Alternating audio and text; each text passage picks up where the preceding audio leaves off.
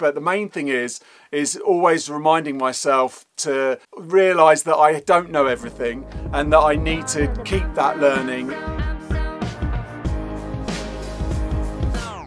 So there's many a time with mastering where I've been doing it for 25 years, I think I know it all, and I think I'm the man that can give all this advice out, and there's nothing more that I can learn, and I'm, you know, such a guru and outstanding person when it comes to mastering. But the basics is that I'm forever changing and forever learning new things. And I'm not here to tell you that that's what you should do, but you need to be able to keep an open mind is really what I'm getting at in today's video. That's the one thing I do try and do, and I'm always trying to find little things to gain some more knowledge. And it's not something I've tried, it's just something that is natural to me as somebody I'm a problem solver, and I want to see if there's quicker ways for me to solve problems, or has someone else found something that I haven't found that I can then use and gets me to a point quicker than I wanted to, or they've unlocked a sound that I haven't heard before. So they're all the things that I want to do. But the main thing is always reminding myself to realise that I don't know everything and that I need to keep that learning. It's, you know, like I have done it naturally, but it's, you know, the older you get, the more you have to remind yourself, and the more experience you have and the more years you do it, it's very easy to be high and mighty and say,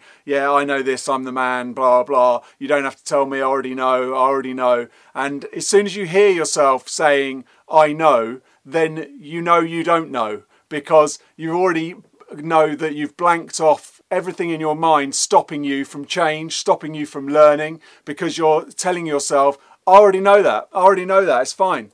I know how to do that, I know how to EQ, I know how to limit, I know how to use dynamics, I don't need to know anymore, I'm fine. And as soon as you do that, you just stop yourself from learning, you stop yourself gaining more knowledge, getting better.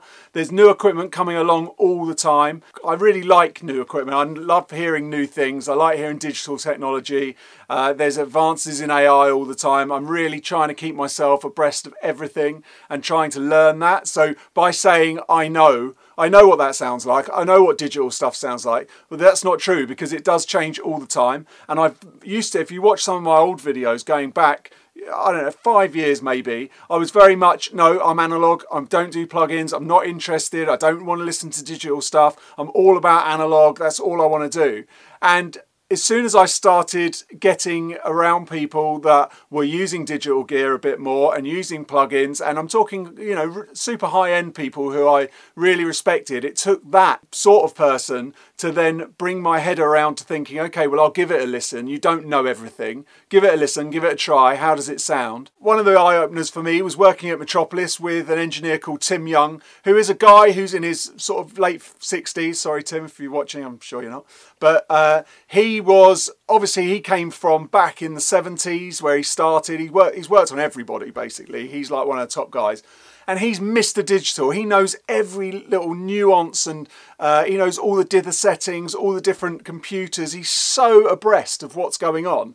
And to me, that was really inspiring to think, okay, well, this guy, sometimes he doesn't go, he stays in the box, sometimes he's out of the box, sometimes he's a bit of both. He's just really open-minded to everything. So that's one guy who I saw. And then there's a load of other mix guys as well. Spike Stent, for example, who I've done stuff with. He's very open to listening to new things and being in and out the box or whatever it needs. And so just being inspired by those people made me open my eyes and think, okay, well, I don't know everything, try some stuff. So that's what I do these days, a lot more than I used to. I'm a lot more open to listening to things, and I've realised that, yeah, some plugins sound great, some plugins sound bad. Some hardware sounds good, some hardware sounds bad. Some active speakers sound bad, some active speakers sound good.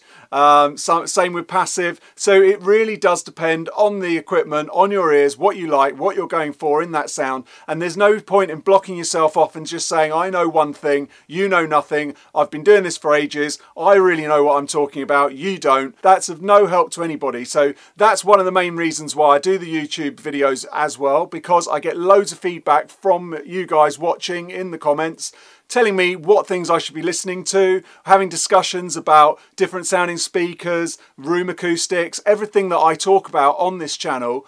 I get feedback in the comments, and it opens me up to new things that I might not have seen because I can't see everything. And some equipment, some old stuff, you know, I know a lot about that kind of thing, and I do have a lot of knowledge, but you know, there are gaps in my knowledge and things that I want to, you know, there's new things coming out all the time and new things online, so I just want to know what's going on. For example, I've now got these key audio speakers, which are, you know, a totally different style of speaker to what we've had in the past. And these are ridiculous. So it's like all those kind of things. I'd have been shut off to those a few years ago because I'd have said, no, I want different amps. I want different cables between those amps. I want big speakers that look full range, that have got loads of different cones. And I'd been totally away from that because I'd say, no, I know what's best. I've done this. But really, that's sort of, you know, the thinking of somebody who's just closed-minded and isn't interested in what's going on in the future and what's happening with technology, which is, you know, one of the most exciting things about being a sound engineer is that we get to play with toys. So I'll leave the rant there. Just keep in mind that if you say that you know, it's normally the fact that you don't know, and it means as soon as you hear yourself saying that, you're closing yourself off and closing your mind to learning new things and expanding your knowledge, experience and fun. It really is fun, and that's what one of the other things that I found from opening my mind to new things is that it stopped what I was doing being boring and samey every day, because it meant that I could do new stuff. But anyway, I could go on and on and on. If you like this kind of content, please get involved in the comments and tell me different ideas that you have on keeping your mind open and, you know, and keeping to try and learn new things. How do you do that? How do you stop yourself from closing your mind and not moving forward? And if you want me to talk about anything else, then please leave that in the comments too. Remember to subscribe and like the video, obviously. And go to Streaky.com and sign up to the Audio Anoraks newsletter.